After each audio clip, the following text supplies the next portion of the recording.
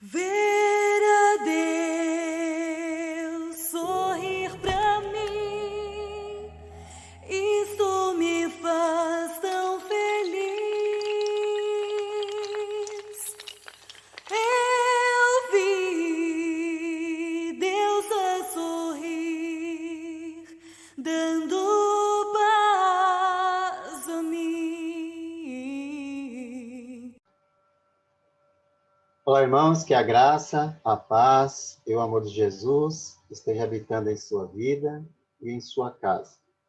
Estamos juntos mais uma vez para meditarmos na palavra de Deus e oramos a Deus que o Senhor nos ajude para que nós possamos continuar firmes, sempre batalhando pela fé, mantendo a nossa esperança em Deus.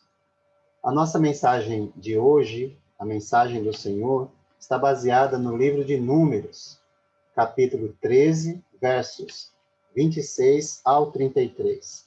E o nosso tema é esse aí que você está vendo, 40 dias em missão, onde você concentrará a sua visão.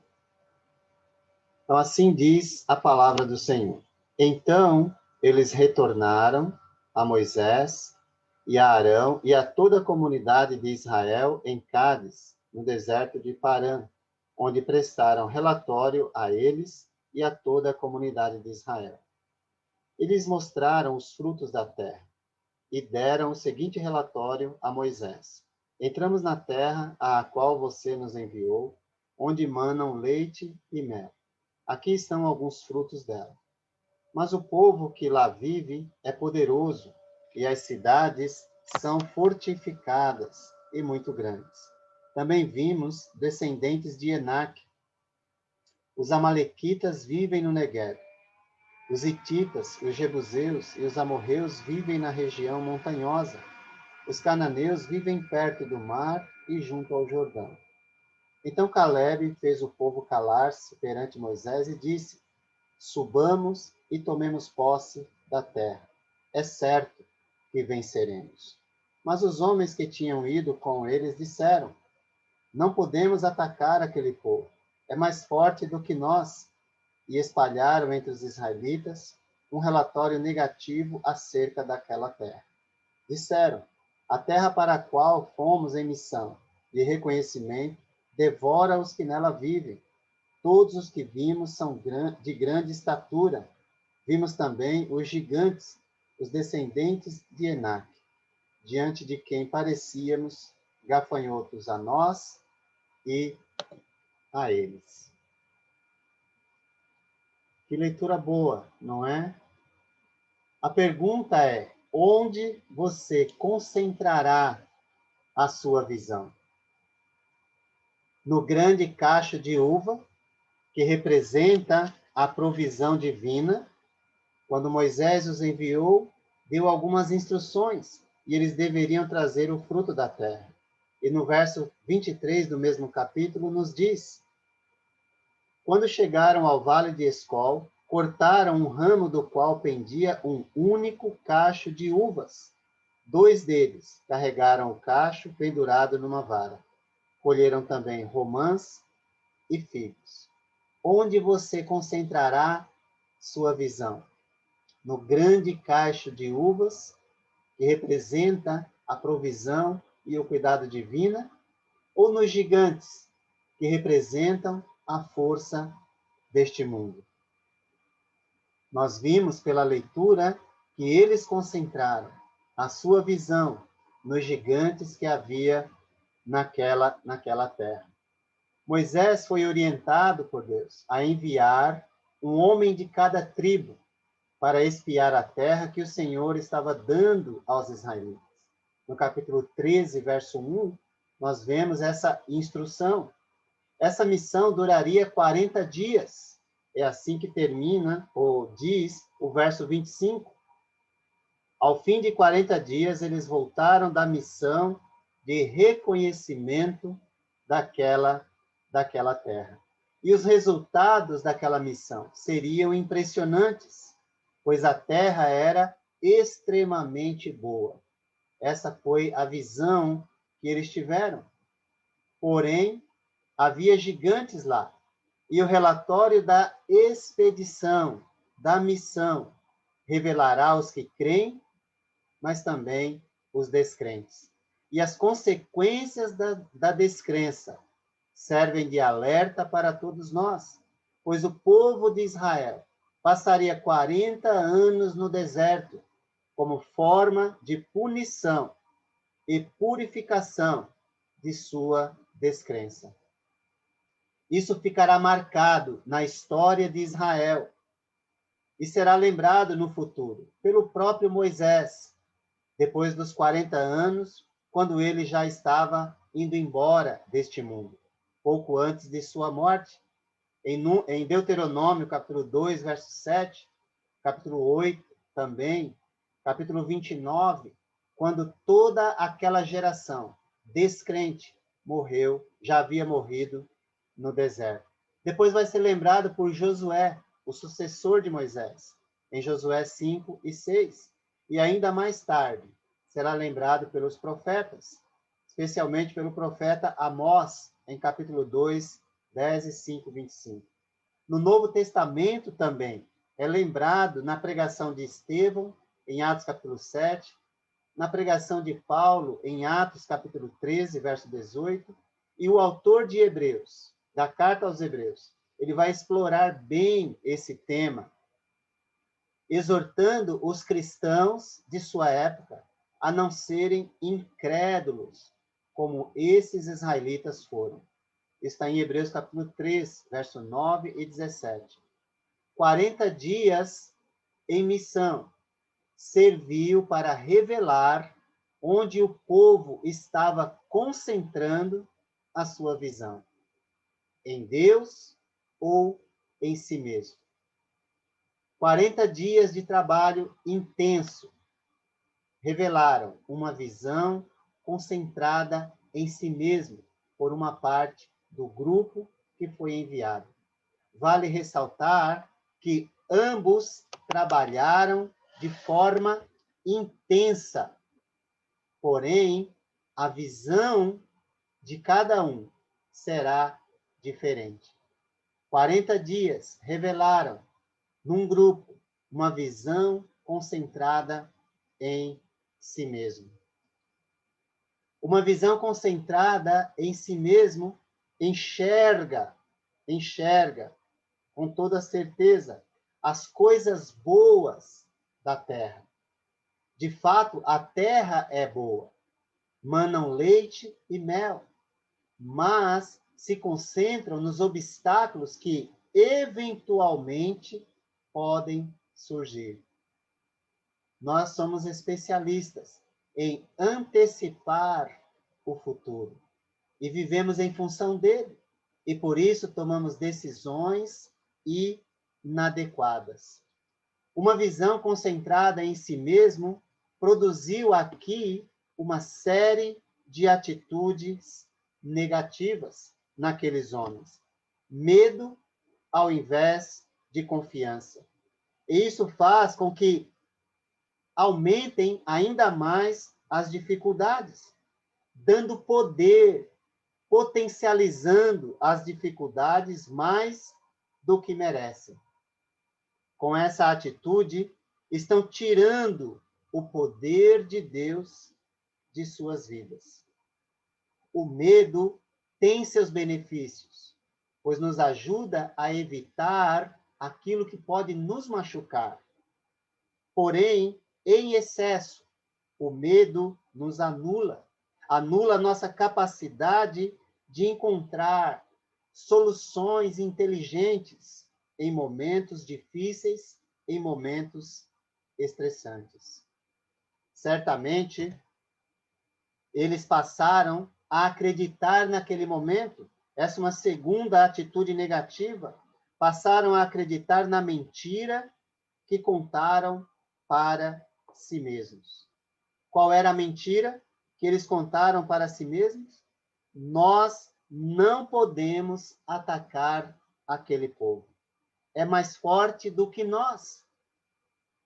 Você já contou alguma mentira para você, dizendo que não conseguia vencer os obstáculos, dizendo que não era capaz de vencer aquela dificuldade, de alcançar aquela vaga de emprego? Qual a mentira que você já contou para você mesmo? Você já contou uma mentira para você que dizia para você, não adianta ir, porque você não é capaz? A grande pergunta é, em quem você está acreditando? Em si mesmo ou em Deus? Uma outra atitude negativa, eles divulgaram com veemência esse relatório negativo e o povo também passou a acreditar naquela mentira. Aquilo que tinham visto de bom na terra, inicialmente, agora passa a não ter mais nenhuma relevância. Olha o poder da mentira que nós contamos para nós mesmos, a ponto de nos anular e fazer com que nós deixemos de enxergar até as coisas boas que já aconteceram em nossa vida. Você se lembra das coisas boas que Deus já fez por você nos momentos de tensão, crises ou dificuldades de qualquer natureza? Ou você esquece completamente que o mesmo Deus que te conduziu até aquela dificuldade é o mesmo que vai te conduzir a vencer vitoriosamente aquela dificuldade? Uma outra atitude negativa, olharam para si como gafanhotos em relação aos gigantes. Somos pequenos demais, eles disseram para si mesmos. Mas esqueceram que Deus, o Todo-Poderoso, usou gafanhotos para destruir a poderosa nação egípcia que os escravizara durante tanto tempo. Em sua ingratidão, rejeitaram a vida e escolheram a morte. Quando em capítulo 14, verso 2, a palavra de Deus nos diz: todos os israelitas queixaram-se contra Moisés e contra Arão, e toda a comunidade lhes disse: quem dera tivéssemos morrido no Egito, ou mesmo no deserto. Escolheram a morte ao invés da vida. Como você se vê diante dos problemas, das perdas que você tem ou teve ou terá, das frustrações, etc. Como você se vê? Como um ser humano único e insubstituível ou como um gafanhoto, irrisório, um inseto que não vale nada, que não tem poder nenhum? Como você se vê? Por conta das palavras amedrontadoras, o povo chorou. Naquela ocasião, isso está em 14, verso 14, capítulo 14, verso 14, que diz: e falarão disso aos habitantes desta terra, eles ouviram que tu, ó Senhor, estás com este povo e que te veem face a face, Senhor, e que a tua nuvem paira sobre eles, e que vais adiante deles numa coluna de nuvem de dia e numa coluna de nuvem à noite. Certamente, no capítulo 14, nós vemos que, verso 1, naquela noite, toda a comunidade começou a chorar em alta voz. Mas o choro não era de arrependimento. O choro era uma provocação, naquele momento, generalizada, de que Deus não era capaz de vencer aqueles gigantes. Que tristeza, não é? Assim esqueceram-se completamente de todo o bem e de todo o poder que Deus lhes manifestara, desprezando o Senhor e fazendo pouco caso do seu poder e da sua misericórdia. É o que diz o verso 11. O verso 11. E o Senhor disse a Moisés: até quando este povo me tratará com pouco caso? Até quando se recusará a crer em mim, apesar de todos os sinais que realizei entre eles? A incredulidade é um pecado que leva ao castigo e até à condenação. Em quem você tem crido? Em nossa trajetória, em nossa missão, é fato que haverá lutas, desafios, obstáculos, haverá gigantes, etc. Mas a pergunta é: onde você vai concentrar a sua visão? Em Deus ou em si mesmo? Nenhuma dificuldade que se apresentar é maior do que Deus, a quem servimos e a quem honramos. Portanto, não se concentre em si mesmo. Não olhe para baixo. Não se despreze. Não se desvalorize. Se for para se concentrar em si mesmo, que seja para dizer o que o apóstolo Paulo vai dizer na carta aos Filipenses, capítulo 4, verso 13. Tudo posso naquele que me fortalece. Nenhuma dificuldade é maior do que Deus. 40 dias de trabalho intenso revelou uma visão concentrada em si mesmo, mas também revelou uma visão concentrada em Deus. Todos estão trabalhando, mas a pergunta é: em quem estão confiando? Uma visão concentrada em Deus. Reconhece que a terra é boa, onde manam leite e mel, e isso serve de combustível para estimular a fé em Deus. Caleb, ele disse: subamos e tomemos posse da terra. É certo que venceremos. Uma pregação curta, acompanhada de uma fé profunda, que vê a vitória antes mesmo dela acontecer, antes mesmo dela chegar. Josué, também acompanhando esse relatório inspirado pela fé em Deus, disse, junto com Caleb, em 14:8, se o Senhor se agradar de nós, ele nos fará entrar nessa terra, onde manam leite e mel, e a dará a nós. Com toda certeza, com Deus ao nosso lado, não há muros que não possam ser derrubados, e nem gigantes que não possam ser derrotados. Uma visão concentrada em Deus produziu nesses dois homens de Deus e suas famílias, atitudes dignas de serem imitadas. Produziu coragem para não seguir a maioria, mas sim seguir aquilo que Deus já havia dito no passado. A fé não é cega, não se baseia simplesmente em emoção ou qualquer coisa, mas em razão, em fatos, em promessas que Deus fez. Quais são os fatos e promessas que Caleb e Josué se basearam?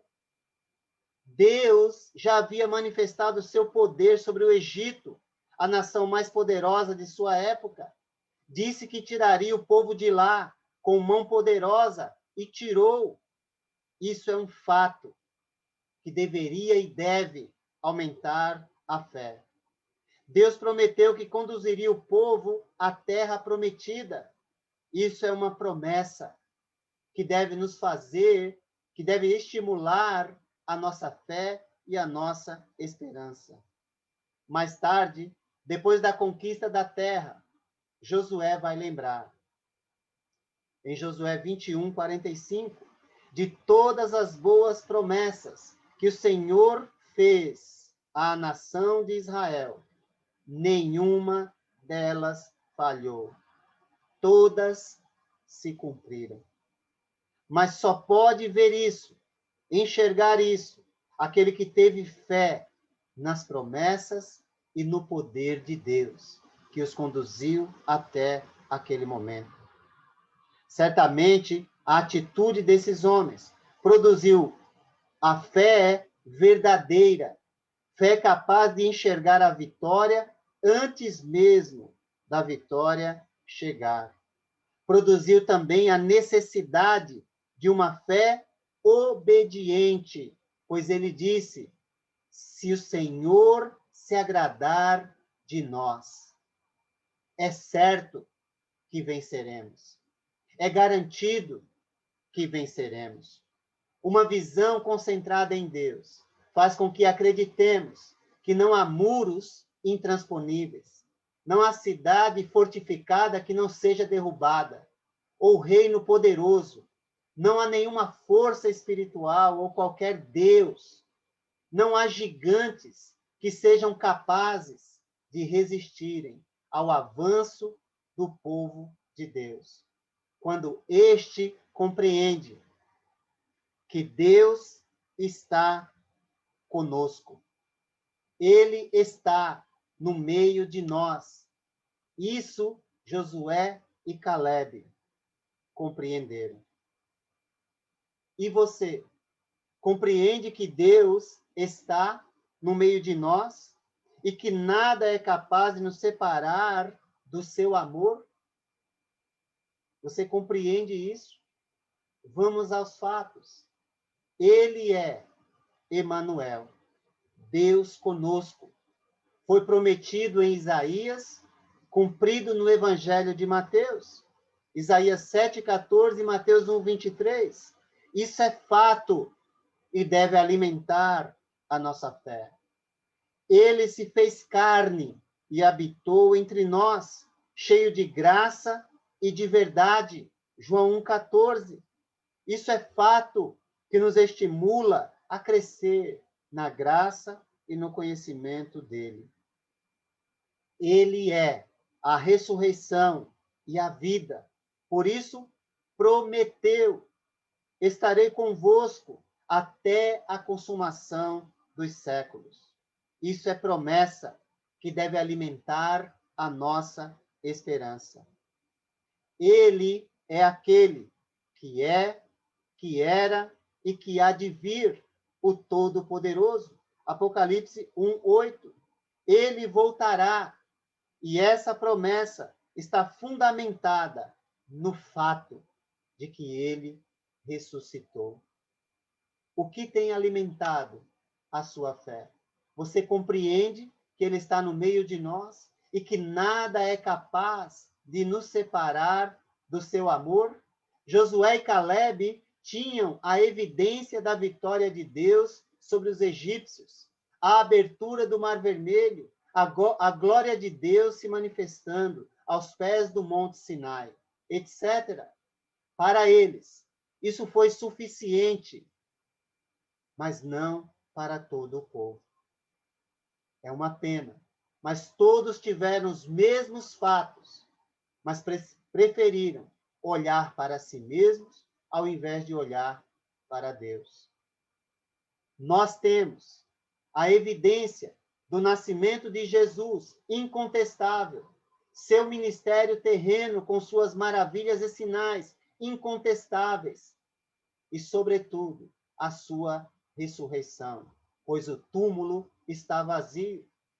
É incontestável. Isso é suficiente para eu crer que, estando nele e com ele, eu posso vencer todas as situações que se apresentarem em minha vida. E você? E você pode dizer que posso todas as coisas naquele que me fortalece. Posso vencer todas as lutas, posso vencer todas as dificuldades, posso vencer a escassez, posso vencer a morte, porque ele ressuscitou. 40 dias é um tempo suficiente para se fazer uma boa avaliação, mas os resultados colhidos dependem de em quem você vai confiar. Em Deus ou em si mesmo? Em quem você vai confiar? Certamente, cada decisão que tomamos em nossa vida trará consequências. Os 40 dias de missão dos espias passaram a ser o padrão numérico para o seu sofrimento. 1 ano para cada dia.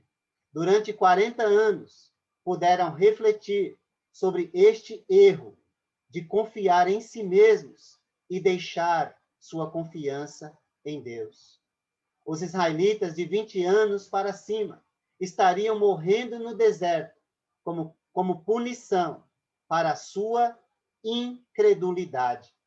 Seus filhos, porém, entrariam e tomariam posse da terra. 40 dias é um tempo suficiente para cumprir a missão que recebemos de Deus, mas também é tempo de reflexão diante de Deus sobre a importância da fidelidade à sua palavra, pois quem crê obedece aquilo que Deus mandou. Onde você concentrará a sua visão? Em Deus ou em si mesmo? Que Deus nos abençoe e que Ele nos ajude a não olhar para as dificuldades que se apresentam em nossa vida. Se olharmos para a nossa própria capacidade, sucumbiremos e colheremos as consequências da nossa incredulidade.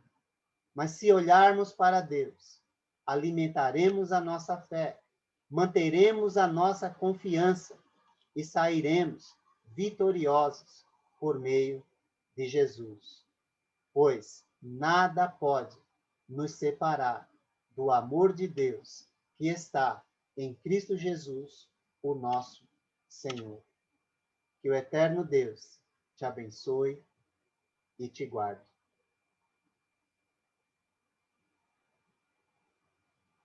Vem